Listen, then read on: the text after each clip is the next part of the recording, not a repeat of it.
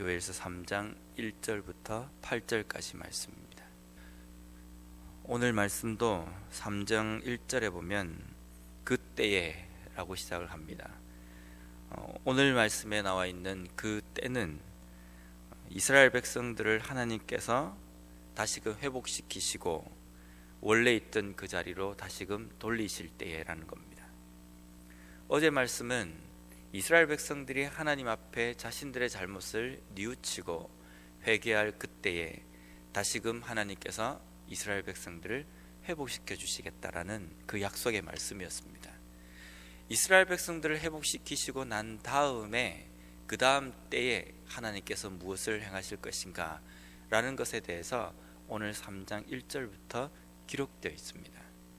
오늘 3장 1절부터 기록되어 있는 내용은 이스라엘 백성들을 괴롭혔던 주변 나라들에 대한 말씀입니다.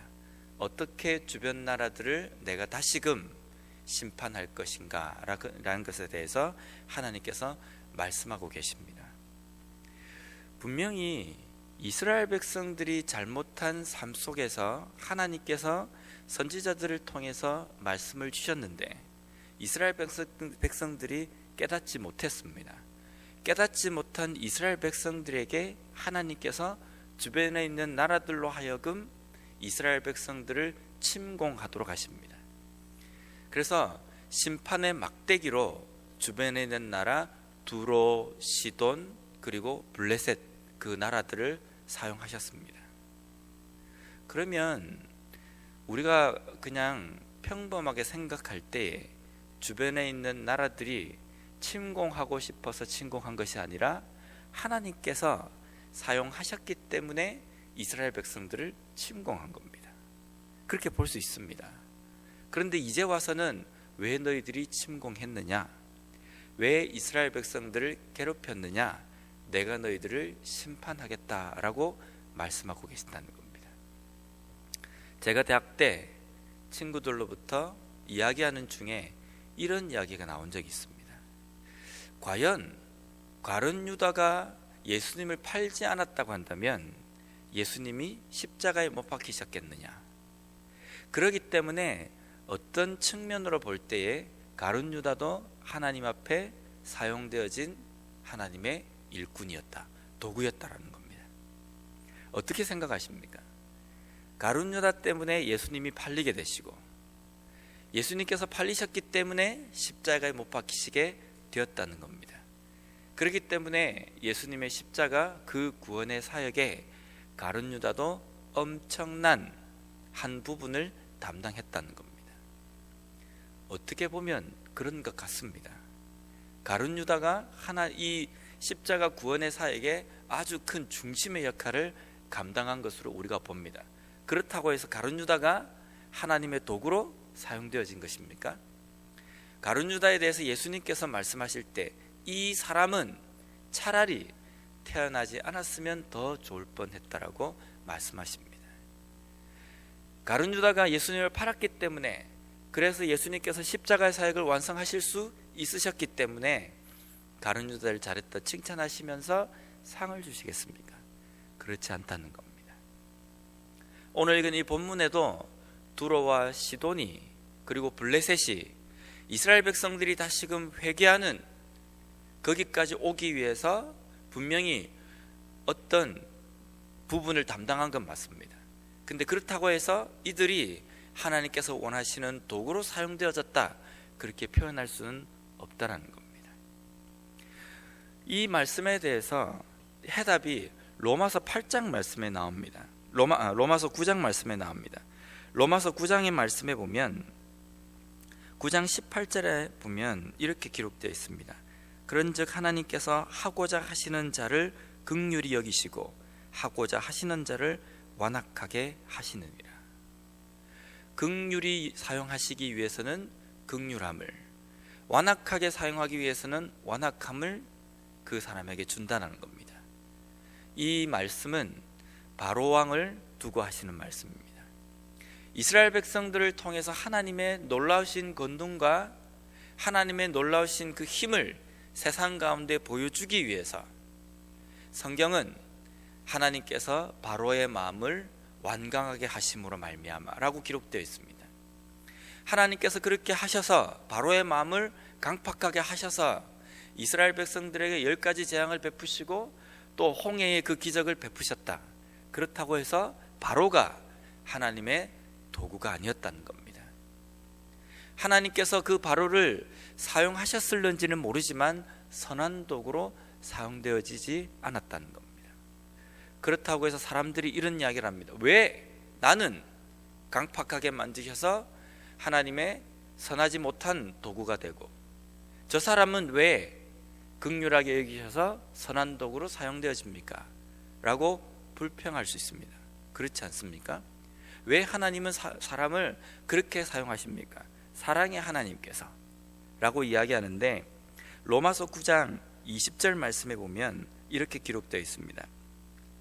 이 사람아 내가 누구기에 감히 하나님께 반문하느냐? 지음을 받은 물건이 지은 자에게 어찌 나를 이같이 만들었느냐 말하겠느냐? 토기장이가 진흙 한 덩이로 하나는 귀히 쓸 그릇을 하나는 천이 쓸 그릇을 만들 권한이 없느냐? 하나님께서 이 땅에 역사를 이루어 가시기 위해서 하나님의 역사를 이루어 가시기 위해서 토기장이로서 좋은 그릇과 나쁜 그릇을 만들 권한이 없겠습니까? 있다는 겁니다. 우리 인간을 토기로 비유하셨고 하나님을 토기장이로 비유하셨습니다. 토기장이신 하나님께서 우리를 만드실 때에 귀히 쓰여지는 그릇과 귀히 쓰여지지 않는 그릇으로 천이 쓰여지는 그릇으로 구분해서 만드셨다는 겁니다. 왜냐하면 토기장이에게 그런 권한이 있기 때문이라는 겁니다. 그러면 어떤 그릇이 귀히 쓰여지는 그릇이고 어떤 그릇이 천이 쓰여지는 그릇입니까? 목사이기 때문에 귀히 쓰여지는 그릇이고 교회를 다니지 않기 때문에 천이 쓰여지는 그릇이라고 생각하십니까? 절대로 그렇지 않습니다. 로마서 말씀도 쭉 읽어보면 육신으로서 할례받은 족속이 하나님의 백성이 아니라 영으로 할례받은 자들이 하나님의 백성이라고 기록되어 있습니다. 유대인들은 우리가 할례받은 백성이기 때문에 하나님의 자녀이고 우리는 결코 변하지 않는 하나님의 백성이다 라는 자만이 유대인들 속에 있었습니다. 그리고 유대인이 아닌 할례받지 않은 사람들은 야만인이고 하나님께 버림받은 백성이라고 생각했습니다. 이 생각들이 지금은 없지만 고스란히 우리 속에 와서 지금 현재 내가 믿고 있기 때문에 나는 변하지 않는 하나님의 백성이고 믿지 않는 세상 사람들은 하나님께 버림받은 백성이고 우리가 그렇게 생각할 수 있습니다. 그런데 결론적으로는 우리가 알 수 없다는 겁니다. 지금은 교회 다니지 않지만요, 하나님께서는 언젠가 그들을 부르셔서 하나님의 백성으로 삼으실 수 있다는 겁니다. 누구를 선택했는지 우리는 알 수 없기 때문에 우리가 지금 교회를 다닌다고 해서 자만할 문제가 아니라는 겁니다. 끝까지 이 믿음의 경주를 완주하기 위해서 우리는 끊임없이 노력해야 한다는 겁니다. 그리고 지금 교회를 다니지 않는다고 해서 그 사람들을 마치 사탄의 자식으로 취급해서도 안 된다는 겁니다. 누구인지 모르기 때문에, 어떤 사람을 하나님께서 선택하셨는지 우리는 알지 못하기 때문에 결론은 하나님께 맡기고 우리가 해야 할 일은 과정 속에서 우리가 놓치지 말아야 될 것들을 꼭 붙들고 달려가는 우리의 삶이 필요하다는 겁니다. 내가 지금 교회를 다니기 때문에 내가 하는 모든 행동들이 다 하나님의 선한 도구가 될 것이다. 그래서 우리는 가끔 우리가 한 행동을 이렇게 얼버무릴 때가 있습니다. 모든 것이 합력하여서 선을 이룬다. 내가 한 행동, 내가 실수한 것들, 내가 죄를 범한 것들 어떻게든 그렇게 했다 할지라도 결론적으로 좋으면 이것이 모든 것이 합력해서 선을 이루었다고 우리가 표현하기도 한다는 겁니다. 그런데 그 말씀은 그럴 때 사용하는 것이 아닙니다. 선한 행동들, 조그만 것들이 모여서 그 모든 선한 행동이 합해져서 더 큰 선한 것을 이룬다는 의미입니다. 어떻게 해서든지 행동을 했다 할지라도 결론적으로 좋으면 된다는 것이 아니라는 겁니다. 과정도 좋고 결론도 좋아야 한다는 겁니다. 이스라엘 백성들을 깨닫게 하기 위해서 주변에 있는 나라들이 그렇게 침공을 했습니다. 근데 그들이 이스라엘 백성들에게 잔인하게 행동했습니다. 남자들을 기생과 팔아버리고 여자들을 기생으로 팔아버리고 그런 행동을 한 것에 대해서 하나님께서는 두로와 시돈, 블레셋을 심판하시겠다고 말씀하셨습니다. 이들이 정말 이스라엘 백성들이 그들의 죄를 깨닫고 돌아오는 데에 하나님의 선한 도구가 되려고 했다고 한다면 그들이 이스라엘 백성들을 괴롭힐 때에 정의가 아닌 행동이 아니라 정의로운 행동 가운데에서 그들을 괴롭혀야 했습니다. 잔인하게 행동하지도 말아야 하고 하나님께서 원하시는 행동들을 이스라엘 백성들에게 행해서는 안 되었다는 겁니다. 자신들의 그 교만과 우리가 좀 강대해졌기 때문에 이 이스라엘 백성들을 침공했다라는 그러한 교만으로 이스라엘 백성들을 압제했기 때문에 하나님께서 결론적으로 그 이방 나라들을 심판하신다는 겁니다. 심판하시면서 이렇게 말씀하십니다. 다시 너희들을 이스라엘 백성들에게 팔겠다라는 겁니다. 이스라엘 백성들 손에 이제 두로와 시돈, 블레셋 백성들이 쥐어집니다. 이 다음에 이스라엘 백성들이 이 두로와 시돈, 블레셋에게 어떻게 행동해야 되겠습니까? 이전에 너희들이 우리를 침공해서 우리를 괴롭혔겠다. 그러면 이제 기회가 왔구나. 우리가 너희를 완전히 진멸할 정도로 짓밟아 버리겠다 라고 해야 되겠습니까? 절대로 그렇지 않다는 겁니다. 이 이방 나라를 심판하기 위해서 다시금 이스라엘 백성들의 손을 하나님께서 빌리셨다 할지라도 이스라엘 백성들은 이들을 심판하는 도구로 사용되어질 때에 정의 안에서, 하나님의 의 안에서 행동해야 된다는 겁니다. 잔인하지도 않게, 포악하지도 않게 죄를 범하지 않는 범위 안에서 두로와 시돈과 블레셋을 대해야 한다는 겁니다.